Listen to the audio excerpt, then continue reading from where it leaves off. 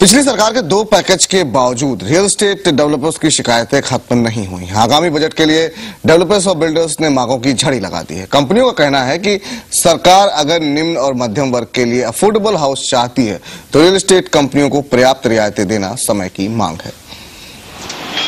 Stimulus package भी real estate sector की दशा ठीक करने में सफल नहीं हो सका। सीमेंट और छड़ जैसे कंस्ट्रक्शन मटेरियल सस्ते जरूर हुए, लेकिन बिल्डर्स की बिल्डिंग के लिए ग्राहकों का टोटा बना रहा। लिहाजा बिल्डर्स अब भी महंगी जमीन और सख्त कानूनों का हवाला देकर सरकार से रियायत की उम्मीद कर रहे हैं। ATIB के तहत जो हमें एग्जाम्पशन मिलती थी वो यहाँ से वो रिलीज हो जाए, फर्दर रीइंट्रोड्यूस हो जाए ATIB, और उधर जब छोटे मकान हम बनाएं तो डेंसिटी नॉर्म्स में ना फंसे। ये स्टेट गवर्नमेंट्स को ये हमें नॉर्म्स को थोड़ा सा रिलैक्स करना चाहिए।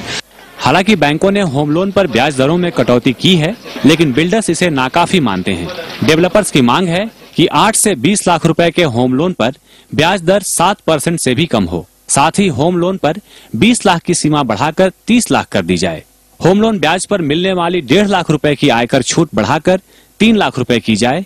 इसके साथ ही बिल्डर्स ने सेक्शन 80C के तहत 1 लाख रुपए तक के प्रिंसिपल अमाउंट पर मिलने वाले टैक्स छूट को बढ़ाकर 2 लाख रुपए करने की मांग की है।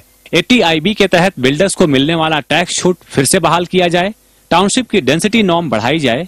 इतना ही नहीं, उन्होंने रियल एस्टेट सेक्टर को इंफ्रास्ट्रक्चर का दर्जा देने की मांग की है। इसके साथ ही मांग ये भी है कि कंस्ट्रक्शन के लिए क्लियरेंस जल्दी मिले, साथ ही सरकार सिंगल विंडो क्लियरेंस का इंतजाम करे।